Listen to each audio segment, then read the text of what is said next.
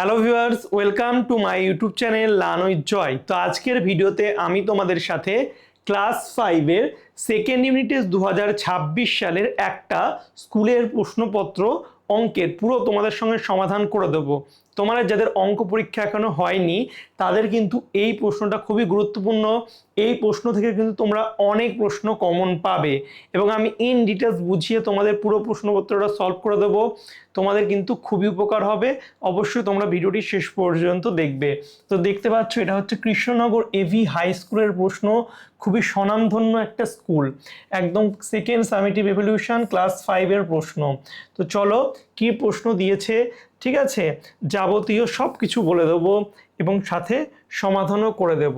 তো প্রশ্নটা আমি এক সাইডে করি, তো দেখতে পাচ্ছ, একটু জুম করি তাহলে তোমার দেখতে সুবিধা হবে। তো দেখো, প্রথম তোমাদের যে প্রশ্নটা আছে সেটা হচ্ছে 4টি অসমরেখ বিন্দু দিয়ে সর্বাধিক কয়টি সরলরেখাংশ টানা যায়। 4টি অসমরেখ বিন্দু বলেছে। অসমরেখ বিন্দু বলতে, ঠিক আছে, যে 4টে আমরা অসমরেখ বিন্দু নিয়ে আমি তোমাদের ছবি এঁকে বুঝিয়ে দিচ্ছি। ধরো নাও এ, এখানে একটা বি, এখানে সি, এখানে ডি, 4টে অসমরেখ বিন্দু নিলাম। এবার এটা দিয়ে দেখো কটা সরলরেখা টানতে পারবো। এ দেখো একটা, তারপরে এখান থেকে দুটো, তিনটে, চারটে, পাঁচটা, ছটা, এইভাবে কিন্তু আমরা ছটা হচ্ছে সরলরেখা টানতে পারবো। তো এর উত্তর হয়ে যাবে 6টি। ঠিক আছে, এর উত্তর হয়ে যাবে 6টি। এটার সূত্র আছে, আমি সূত্রতে গেলাম না, আমি তোমাদের ছবি দিয়ে ইজিলি বুঝিয়ে দিলাম। এরপরে দেখো আছে 10টি সমরেখ বিন্দু দিয়ে কয়টি সরলরেখা আঁকা যায়। তো সমরেখ বিন্দু মানেই কি হবে, বিন্দুগুলো একটা সরলরেখার ওপরই কিন্তু অবস্থান করবে, একটা সরলরেখার ওপর অবস্থান করবে, অর্থাৎ 10টি সমরেখ বিন্দু দিয়ে কটা আঁকতে পারবো আমরা হচ্ছে একটি সরলরেখায় আঁকতে পারবো। এরপর দেখো, এরপর বলছে রশ্মির প্রান্তবিন্দু কয়টি। রশ্মির প্রান্তবিন্দু কটা হয়। রশ্মিটা কেমন দেখতে, রশ্মি হচ্ছে এই রকম, ঠিক আছে, এই রকম হচ্ছে রশ্মি, এবং রশ্মির হচ্ছে একটি প্রান্তবিন্দু থাকে। তো এর উত্তর হয়ে যাবে একটি।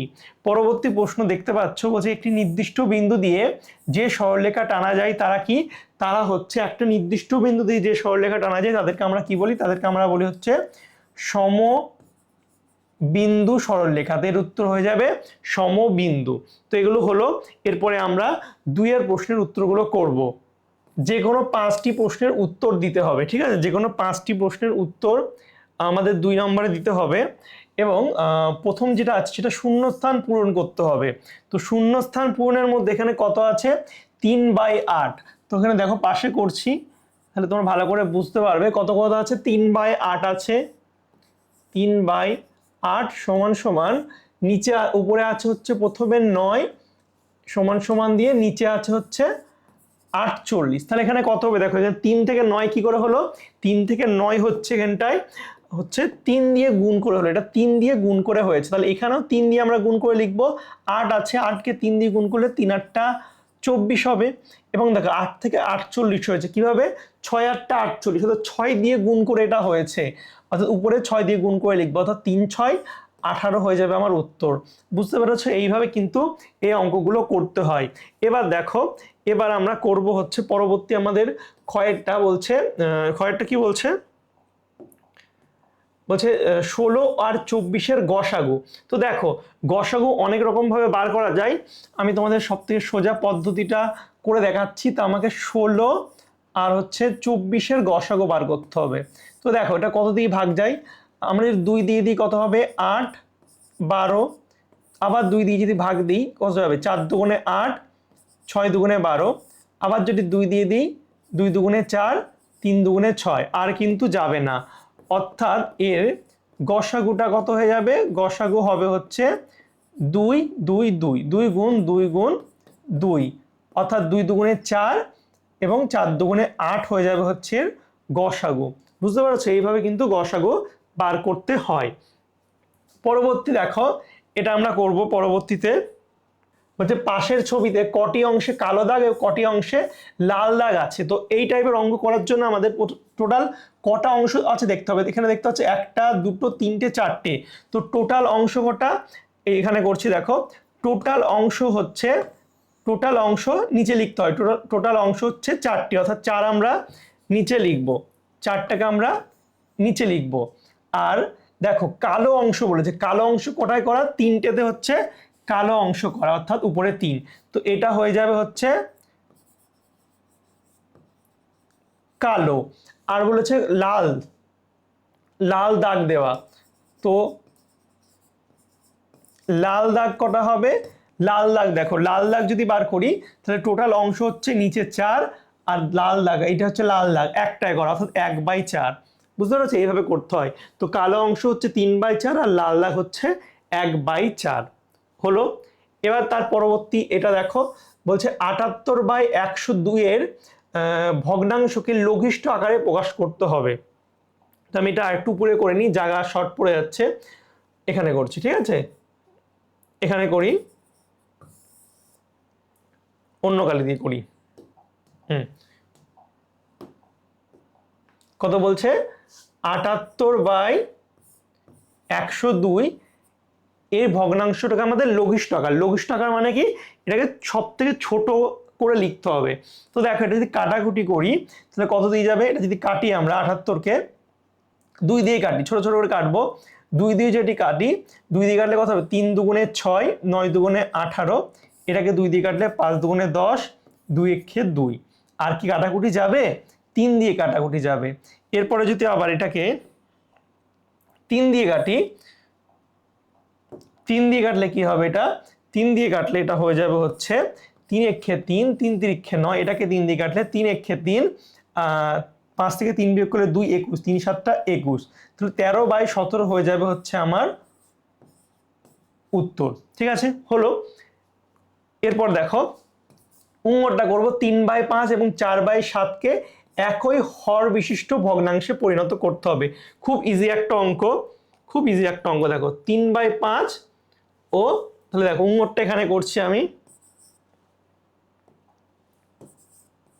কি বলছে, 3/5 এবং 4/7 কি করতে হবে, আমার হরটাকে এক করতে হবে, অর্থাৎ নিচের গুলো আমাকে এক করতে হবে। তো দেখো নিচে কত আছে, 5 আর 7 আছে, তো 5 আর 7-এর লসাগু কত হয় আমরা জানি 35 হয়, অর্থাৎ দুটোর নিচেই কিন্তু আমরা 35 করব। অর্থাৎ আমরা এইভাবে করতে পারি, দেখো উপর নিচে আমরা কি করব, উপর নিচে আমরা বিপরীত দিয়ে গুণ করব। এখানে 5 আছে, তাহলে এটার উপর নিচে আমরা 5 দিয়ে গুণ করব, এখানে 7 আছে নিচে, তো উপর নিচে আমরা 7 দিয়ে গুণ করব। তো এটা কত হয়ে যাবে, এটা হয়ে যাবে হচ্ছে 3 7 21, আর এটা হয়ে যাবে 5 7 35, এটা কত হয়ে যাবে, 4 5 20 আর 5 7 35, অর্থাৎ এটা হয়ে যাবে আমার উত্তর। ঠিক আছে, এটা আমাদের উত্তর হয়ে যাবে, হলো।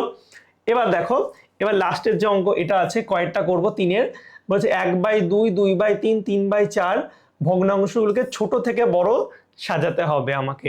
ঠিক আছে, তো আমি একটু উপর করে লিখে নিই অঙ্কটাকে, তাহলে ইজি হবে। এগুলোকে মুছে দিই, ঠিক আছে, এগুলোকে আমি মুছে দিই, তাহলে আরো ইজি হবে। এগুলোকে মুছে দিই, ঠিক আছে, এগুলোকে সবগুলোকে মুছে দিই। ঠিক আছে, এবার দেখো এখানে করছি, ঠিক আছে। তো দেখো কয়েকটা কি বলছে, 1/2, 2/3 আর 3/4, একে আমাকে ছোট থেকে বড় সাজাতে হবে। তো ছোট থেকে বড় সাজাতে হলে আমাকে আগে এর কিন্তু নিচে সমান করতে হবে। তো নিচে সমান করার জন্য আমরা কি করব, নিচে সমান করার জন্য আমরা প্রথমে লসাগু বার করব। তো লসাগু 2, 3 আর 4, এই নিচের গুলো লসাগু বার করতে হবে। কত হবে লসাগু, 2 দিয়ে দিলে 2 একে 2, 3, 2 দুগুণে 4, অর্থাৎ 12 হচ্ছে আমার লসাগু। ঠিক আছে, তো আমার 12 লসাগু হয়ে যাচ্ছে 12। তো সব করার নিচে আমাকে 12 করতে হবে। এটা 12 করার জন্য উপর নিচে 2 আছে, 6 দিয়ে গুণ করলে 12 হয়ে যাবে, তো উপর নিচে 6 দিয়ে গুণ করব, তাহলে নিচে হয়ে যাবে 12, উপরে হয়ে যাবে 6। এটাকে 12 করার জন্য আমাকে কি করতে হবে, উপর নিচে 3 আছে, 4 দিয়ে গুণ করতে হবে, তাহলে 12 হয়ে যাবে, নিচে 3 4 দেখো 12, এর উপরে হচ্ছে 8। এটাকে 12 করার জন্য উপর নিচে 3 দিয়ে গুণ করতে হবে, তো এটা হয়ে যাবে হচ্ছে 12, আর উপরে হয়ে যাবে হচ্ছে 9। ঠিক আছে, এবার দেখো সবকটা 12 হয়ে গেছে, নিচে সব 12, তাহলে উপরে যেটা বড় সেটা হয়ে যাবে বড়। তো উপরে দেখো এটা 9 বড়, অতএব কি হবে, 9/12 হচ্ছে সব থেকে বড়, তারপরে হচ্ছে এইটা 8/12, তারপরে কোনটা 6/12। অর্থাৎ আমরা কি লিখতে পারবো, 9/12 বড় মানে কোনটা বড়, 3/4 বড়। 8/12 মানেই কোনটা, 2/3। আর 6/12 মানেই 1/2। অর্থাৎ আমরা এটা বড় থেকে ছোট লিখে দিয়েছি, আমাদের ছোট থেকে বড় লিখতে হবে, অর্থাৎ আমাদের উল্টোটা লিখতে হতো। ঠিক আছে, ছোট থেকে আমাদের বড় সাজা। তাহলে সব থেকে ছোট কোনটা, সব থেকে ছোট হচ্ছে 6/12, তারপর হচ্ছে 8/12, তারপর হচ্ছে 9/12। অর্থাৎ আমরা এভাবে লিখতে পারবো, সব থেকে ছোট হচ্ছে 1/2, তারপর হচ্ছে 2/3, তারপর হচ্ছে 3/4। তো আমাদের এগুলো হলো। পরবর্তী দেখো, পরবর্তীতে আমাদের এই অঙ্কগুলো করতে হবে।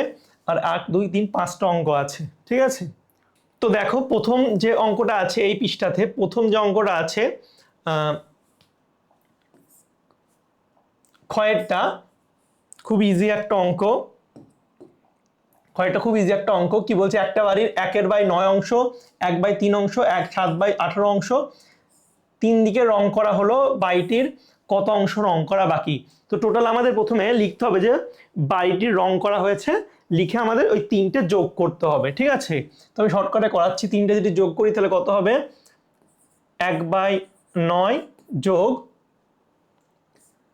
1/3 যোগ 7/18, এই কটা আমাদের প্রথমে হচ্ছে। তাহলে 9, 3 আর 18 লসাগু বার করি।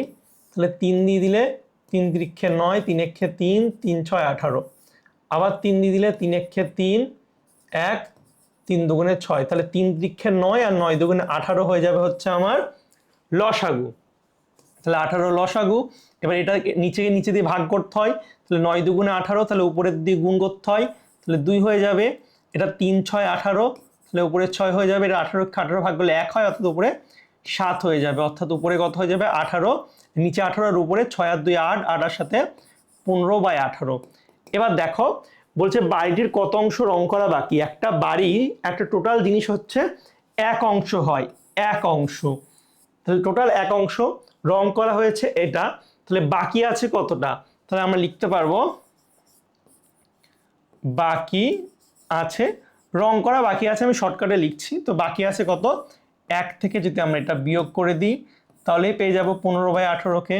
তো বিয়োগ করলে নিচে হয়ে যাবে হচ্ছে 18, আর এটা হবে 18 বিয়োগ 15, তাহলে এটা হয়ে যাবে হচ্ছে 3/18 অংশ আমার রং করা বাকি। তার আমি আরেকবার বলছি, দেখো এখানে বলেছিল একটা বাড়ির 1/9 অংশ, 1/3 অংশ, 7/18 অংশ, তিন দিকে রং করা আছে, কত অংশ রং করা বাকি।